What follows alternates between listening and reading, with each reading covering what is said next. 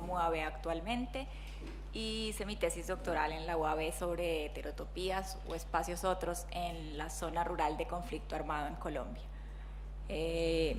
Trabajaba en Bogotá en la Universidad Javeriana ya hace unos años y también como productora delegada del canal público Señal Colombia. Lo digo porque esto va a tener que ver con mi relación con los grupos indígenas, mi relación un poco distante también, y ya les contaré por qué. Y cómo empiezo a hablar con los grupos, más que de los grupos de la Sierra Nevada de Santa Marta en Colombia, y sobre todo de su experiencia con el trabajo en video, que ellos llevan un trabajo bastante largo, que ya va a cumplir una década, digamos, y que es un trabajo de experimentación con el audiovisual. Entonces,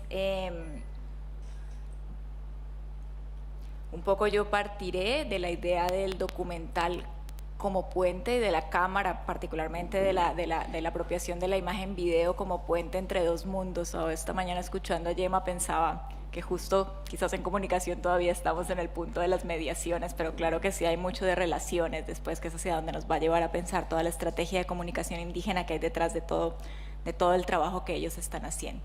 Ahora dije que hablaba no de ellos, sino con ellos, precisamente porque ellos se acercaron a la Universidad Javeriana, que era el lugar donde nosotros trabajábamos, con necesidad de una capacitación práctica de documental, de una capacitación práctica sobre todo de concebir una historia documental, porque era lo que querían hacer con los territorios de sus pueblos indígenas.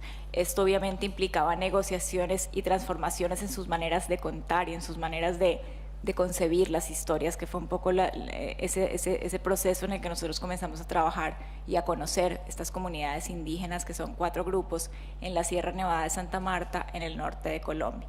Entonces, digamos que a partir de allí vimos la idea de las dimensiones que tomaba el documental en cuanto a un mediador entre el mundo que ellos nos comunicaban a nosotros como técnicos y teóricos de la imagen y el mundo que nosotros esperábamos que ellos también aprendieran a contar a partir de esas narrativas. Digamos que hubo también ahí un proceso bastante complejo de manejo de la temporalidad de las dos prácticas. Digamos, no es lo mismo obviamente la temporalidad de contar historias indígenas orales que la temporalidad de ponerlas en selección en planos que se imaginan a través de un viaje, que es el que ellos emprenden cuando empiezan a hacer este trabajo audiovisual.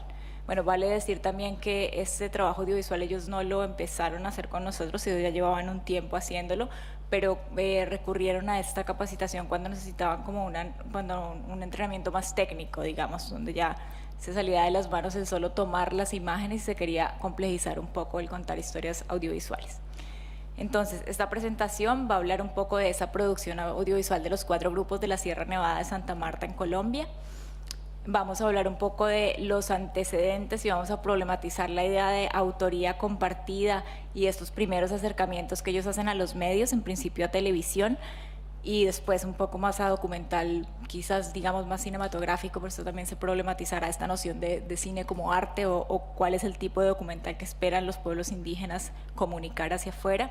Finalmente llegaremos a esta idea de cámara puente como experiencia compartida, donde se dan los aprendizajes mutuos sobre lo que significa el documental, tanto para ellos como grupo como para nosotros como profesores. También cambió las epistemologías que nosotros teníamos, esta idea de cómo enseñar documental, desde dónde se enseña a mirar, desde dónde se enseña a mirar la realidad, de acuerdo a las necesidades que ellos tenían, y entonces era una adaptación, digamos, de lado y lado. Si alcanzo a llegar hasta ahí, llegaré a la idea de la producción local, a la circulación estratégica, porque digamos que ellos primero quieren hacer una producción en sus propios territorios, pero tienen una ambición de comunicar muy hacia afuera, también en línea con lo que decían esta mañana. Ellos quieren hablar de sí mismos, quieren contarse, pero les interesa saber quién los va a escuchar, en este caso sobre todo afuera. Finalmente concluiré con elementos comunes de que se dan en las producciones de los grupos de la Sierra Nevada de Santa Marta en Colombia, y haré unas preguntas que nos llevan hacia estos diálogos de saberes interdisciplinarios. Vale. Quiero empezar entonces diciendo que la autoría de esta presentación no es solo mía, pensando un poco en las primeras ideas que ellos problematizan como realizadores indígenas, es de quién son las imágenes y de quién son los discursos que surgen a partir de aquí. Quiero citar para esto a Amado. Dice, cuando Amado Villafaña, que es un director arhuaco, dice: cuando una persona que no pertenece a nuestro pueblo hace un documental, una fotografía o un libro, comienza a andar por el mundo hablando por nosotros y nosotros no lo hemos escogido para que nos represente. Eso es algo que debemos hacer nosotros, de esta manera autorrepresentarnos. Vemos que al leer esto, claro, uno está escribiendo sobre sus propias experiencias y se siente interpelado como, digamos, como analista, pero también como quien compartió experiencia con ellos. Y me parece que esto abre un diálogo interesante. ¿Quiénes tienen derecho o autorización a contar estas historias que vienen y estas experiencias y estas prácticas que vienen de las comunidades indígenas? Luego, una persona que los ha acompañado mucho durante este proceso, que es un antropólogo colombiano que se llama Pablo Mora, que es también director de documentales, habla precisamente de esto en diálogo con lo que dice Amado y con lo que dicen varios grupos indígenas en el país, de estas crisis de la representación de Occidente y cómo las experiencias colaborativas entre documentalistas, antropólogos e indígenas se han ido convirtiendo poco a poco en herramientas muy interesantes. Entonces habla de compartir autoridad, autoría, incluso en muchos casos cederlas definitivamente. Esto ha significado obviamente un cambio radical en cómo se producen las imágenes y en los lenguajes mediante los cuales el conocimiento antropológico se presenta al público. Y yo diría no solo el conocimiento antropológico, en este caso el conocimiento también que se genera a partir de estas mediaciones y de estas relaciones con el documental y los pueblos indígenas. No todos los que se aproximan son antropólogos, algunos son realizadores que quieren contar una buena historia, pero para los indígenas de la Sierra Nevada de Santa Marta es vital el control que ellos tienen sobre las historias y sobre sus propias imágenes. Obviamente después de años de expolio de la imagen o de irrespeto por estas imágenes y de respeto por estas historias, ya se ha puesto, digamos, cierto límite a este acceso, o por lo menos cierta negociación en cómo esas imágenes que salen van a revertir en el bienestar de la propia comunidad. Y esto, digamos, me parece muy importante. Por eso decía en principio lo de la autoría, porque si bien esta ponencia la estoy diciendo yo en este momento, tampoco siento que me pertenezca del todo, porque está muy mediada por el oficio de Pablo Mora como acompañante de este largo proceso de más de 10 años de hacer documentales con los indígenas, y por las mismas palabras de Amado que todo el tiempo están influenciando lo que uno piensa sobre la manera como las imágenes que nos han dejado, digamos, y que hemos tenido la suerte de poder mirar. Yo he participado, digamos, un poco marginalmente en el proceso. Mis primeros acercamientos a ellos fueron en unas prácticas en la Javeriana, como ya lo dije, en la Universidad en Bogotá, en lo que se llamaba la Sala Matrix, que era una sala de tecnologías. En esta sala de tecnologías ellos vinieron porque querían entrenamiento, no solo en documental, también en notas periodísticas, en manejo en manejo y generación de páginas web, y digamos que se armó todo un pool de profesores que iba dando algunas indicaciones técnicas. Ellos previamente a esto ya habían tenido contacto con un fotógrafo de la National Geographic, con quien también habían aprendido, digamos, muchos requisitos técnicos de la imagen que incluso iban más avanzados que lo que nosotros sabíamos. Y donde yo compartí, digamos, pude participar con ellos en el proceso fue en la realización del guión. ¿Quiénes eran? Eran 4 grupos indígenas en ese momento: los Huivas, los Cancuamos, los Aruacos y los Cogis. Después los Cancuamos, digamos que se apartaron un poco del proceso, así que digamos que en el documental y en la mayoría de piezas que se producen hay sobre todo 3 grupos indígenas de la Sierra Nevada de Santa Marta. Pero en principio esto que se dio en marzo del 2008 fue un proceso bastante interesante que incluso llamó la atención de los medios. Lo que ustedes ven en el PowerPoint es un cubrimiento del periódico El Tiempo, que es el principal diario de Colombia, donde habla de cómo los indígenas llegan por primera vez a la ciudad. Muchos de ellos no conocían Bogotá, que eran 9 indígenas en ese momento, y se siente como el discurso ha cambiado. En ese momento para los medios era algo exótico tener indígenas que se estaban formando en aspectos técnicos del audiovisual. Ahora digamos que eso se ha normalizado mucho más por la comunicación que ellos han hecho, por el propio empoderamiento que ellos han hecho de su imagen y de la divulgación de este proceso a través de redes sociales, y digamos que en los medios es algo que se ve con mucha más frecuencia, pero en este momento digamos que era noticia. Y cuando uno lee el discurso, que aquí no lo voy a leer todo, el de la página del Tiempo, que se llama De la Sierra a la Sala Matrix, percibe esta distancia entre la gente de ciudad y lo que imaginan que se puede encontrar en indígenas que realizan audiovisuales. Normalmente no se tiene esta idea de indígenas con cámara, es una idea que choca bastante con nuestra idea de, no sé, las cámaras están en la ciudad y la divulgación de los documentales son para gente de la ciudad, y los indígenas no sé realmente desde el periodismo, desde los medios que nos imaginamos, pero están bastante lejos en el imaginario. Eso se siente bastante en esta lectura. Bueno, la primera producción que ellos hicieron reconocida fue Palabras Mayores, que es una serie de varios capítulos que sale por el canal regional Telecaribe. Digamos que ellos ya estaban en este proceso cuando llegaron a la Sala Matrix, y lo que iban a hacer después eran películas documentales. Sobre todo, digamos que el primer entrenamiento, el que tuve la oportunidad de compartir, se centró en la guionización de Resistencia en la Línea Negra, un documental del grupo Arhuaco, donde se asociaron con otros grupos indígenas. Ahorita miramos un poco fragmentos un primer fragmento donde explican esta asociación entre diversos grupos para producir un largometraje documental, y que contaba la historia de los territorios amenazados y que se debían proteger de los resguardos indígenas en la Sierra Nevada de Santa Marta.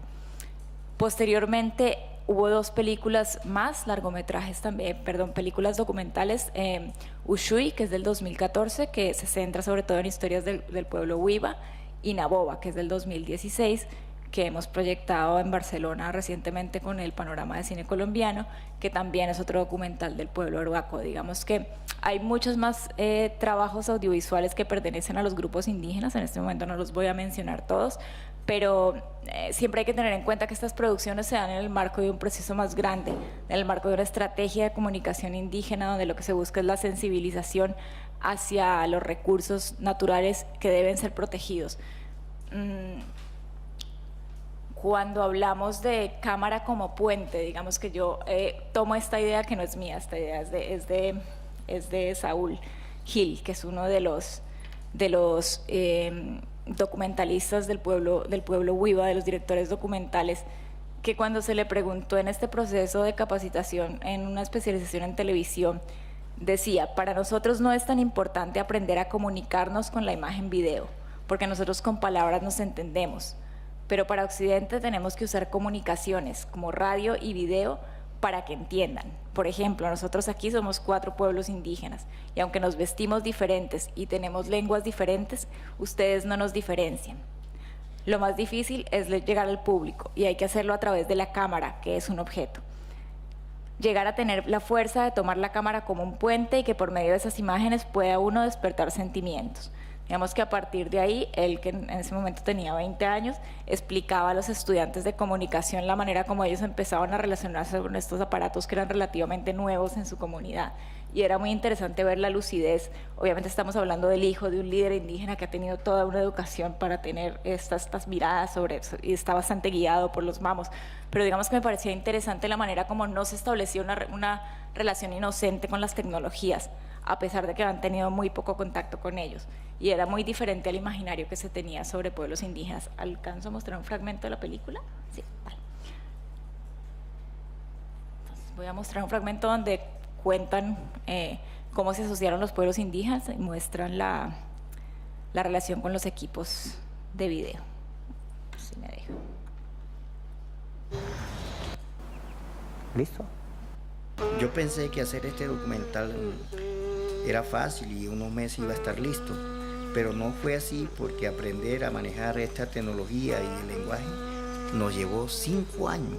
También fue necesario asociarnos a unos jóvenes, Silvestre Gil Sarabata como director Cogi y Saúl Gil, director Huiva, que manejaron su tema en cada territorio. Y después que estamos listos es cuando nos damos cuenta que falta lo más importante, que es el bautizo en la parte espiritual de estos equipos que no son propios de la cultura.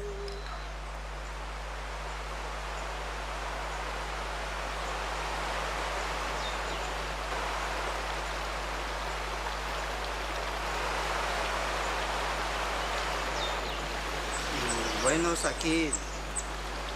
nosotros aquí estamos en Domingueca, donde están los pueblos Coyis, mamos Coyis, autoridades Coyis. Y como hemos venido aquí con todos estos equipos de comunicación en la organización Gonateta Herona, este equipo vamos a bautizar aquí en Domingueca junto con los mamos Coyi, junto con los mamos Arhuaco, junto con los mamos Huiva, para que nos purifique, marcar en la parte espiritual. Entonces vamos a llegar aquí para que se haga ese trabajo. Nagaginya una dunse, ngwasan kanyo foto ya budu baki manukan diukan gagwana wa sing kagwana.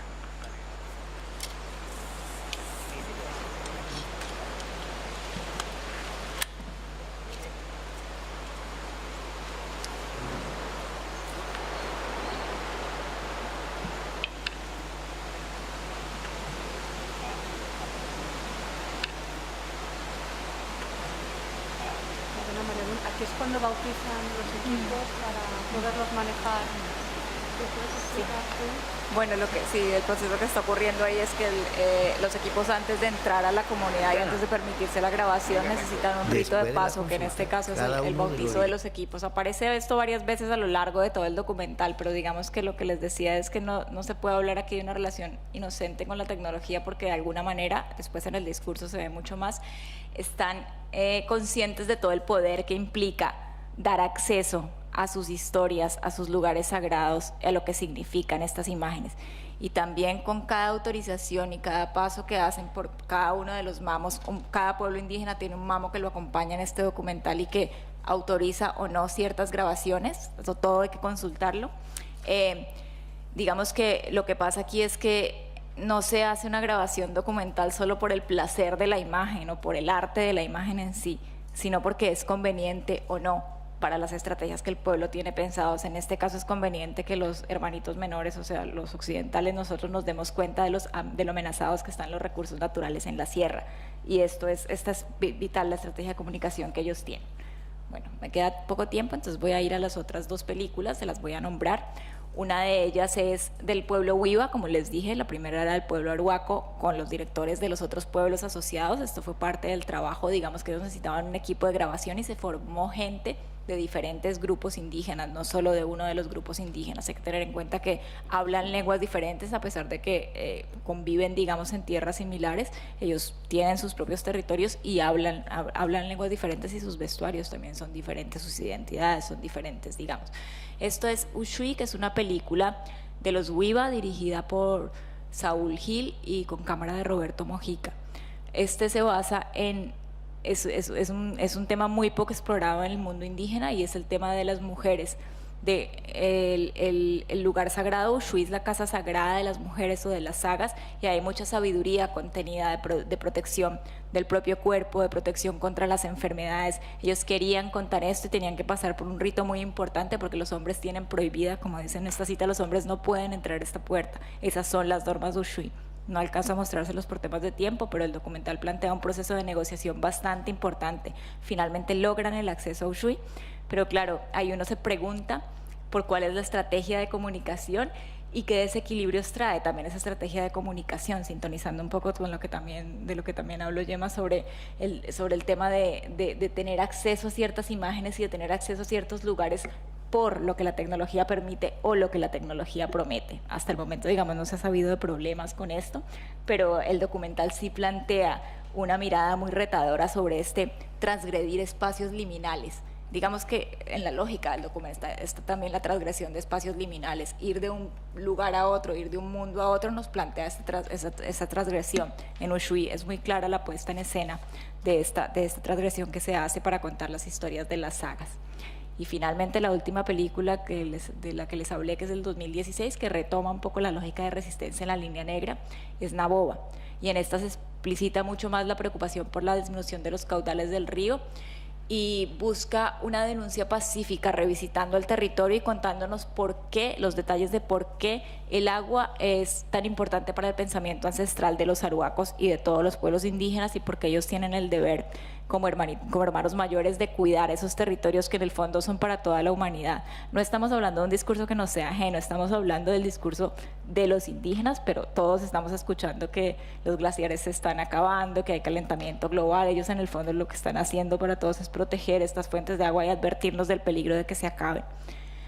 Quería hablarles esto porque creo que más allá de la poética, esto lo que pide son acciones éticas de protección del entorno. Miren este tuit que hace Amado precisamente, donde nos da más detalles. Dice: los picos nevados desaparecen y muchos ríos pierden su caudal. Quebradas que nacen en la parte media de la Sierra Nevada de Santa Marta desaparecen y el gobierno exige a los pueblos indígenas hacer su consulta previa para licenciar 395 títulos mineros dentro del territorio ancestral de la Línea Negra. La paz no es con la firma de las personas, la paz es con el reconocimiento a la madre naturaleza y respeto a sus derechos. Estamos hablando de un tema candente que es el tema de minería en Colombia, y estamos hablando de que por un lado está el discurso de los indígenas como identidad nacional, pero por el otro, en las políticas menos visibles, en las políticas más silenciosas, se está atacando la permanencia de estos mismos indígenas y la supervivencia en estos territorios. Sin que sea tan explícito un discurso de la guerra, sí que esta idea de licenciar 395 títulos mineros nos muestra las lógicas de la importancia de esta comunicación estratégica que ellos están haciendo. Vale, les menciono las 3 películas y vámonos un poco rápido, pero a manera de conclusión. Sobre esta idea del documental como método, hay varios aspectos que quiero como señalar para cerrar, y una es la preferencia de todo el discurso de los pueblos indígenas. Cuando se acercaron a capacitarse en imagen, normalmente eligieron mostrar sus realidades, querían contar historias, pero ninguno decidió acercarse a través de la ficción, que es algo, digamos, que es notable y que merecería más análisis. Digamos, esto es un primer análisis, una primera aproximación, pero me parece importante porque ellos eligen solamente el método documental y hablan de la verdad, de que ellos quieren contar la verdad. Digamos que es una teoría clásica del documental, pero para ellos tiene también otros significados. Las negociaciones y tensiones con lo que es visible y lo que no lo es dentro de la comunidad y hacia afuera están presentes en cada uno de estos documentales. También conté un poquito con las sagas, pero hay otras situaciones en un museo, por ejemplo, donde ellos descubren objetos que eran de su propiedad. Cámara como generadora de situaciones y como productora de este mundo liminal, o como un mundo liminal que se hace explícito justo cuando llega la presencia de la cámara, entre ese mundo que están tratando de mostrar hacia afuera y el mundo que contienen y que probablemente no va a ser visible del todo para nosotros. Finalmente, entienden la comunicación con los hermanitos menores, sobre todo dirigida hacia una audiencia urbana y una audiencia occidental. Y después del documental como método, digamos, podemos hablar del documental como estrategia, que yo creo que es donde nos quedamos y donde tenemos que hacernos más preguntas. Aquí el documental vuelve a retomar un contenido político que había perdido, digamos, desde el documental latinoamericano en los años 60, que era tan clara la inclinación política del documental, o la inclinación activista, digamos, porque todo documental puede considerarse político. Por esta necesidad de acción vuelve a aparecer con mucha fuerza en estos 10 años de producción de los indígenas, para la defensa de los recursos naturales y de los territorios indígenas. Y finalmente, la búsqueda de alianzas para realizar acciones de resistencia e injerencia política sobre las problemáticas ambientales que afectan a los territorios indígenas. Yo hablaba finalmente de que la circulación que se da tanto en Colombia como en Europa de estos documentales es una circulación, porque la entendemos, digamos, desde el cambio de método y desde el cambio de paradigma de unas imágenes. Ya no se trata de imágenes que van a festivales para que tengan prestigio en otros lugares del mundo, que esto, digamos, lo hemos discutido a veces con Rafael sobre qué significan los directores indígenas y cómo su ego también entra a jugar cuando estas imágenes empiezan a circular y su imagen empieza a circular. Pero parece en el discurso de ellos que hay algo que va mucho más allá. Más que lugar de prestigio y neutralización de contenidos políticos, que es algo que pasa mucho en la circulación transnacional en festivales de cine, digamos que estamos hablando de una estrategia de comunicación que busca la amplificación y el llamado a la participación-acción de esos aliados que están buscando. Todo está volcado a que ellos tengan aliados en todas partes del mundo, que se solidaricen con la causa y que hagan. No sé qué podemos nosotros hacer, digamos, para ayudarles a proteger los territorios y para ayudarnos nosotros mismos a esa acción. Esa, digamos, que es la gran pregunta que nos queda aquí, porque siempre el método se nos queda a veces en el análisis, a veces en el cómo acercarnos, pero después en cómo encontrarnos con ellos y cómo ser parte, digamos, de su lucha. Es una pregunta ya más amplia que se sale de aquí, pero queda para el workshop, creería. Vale.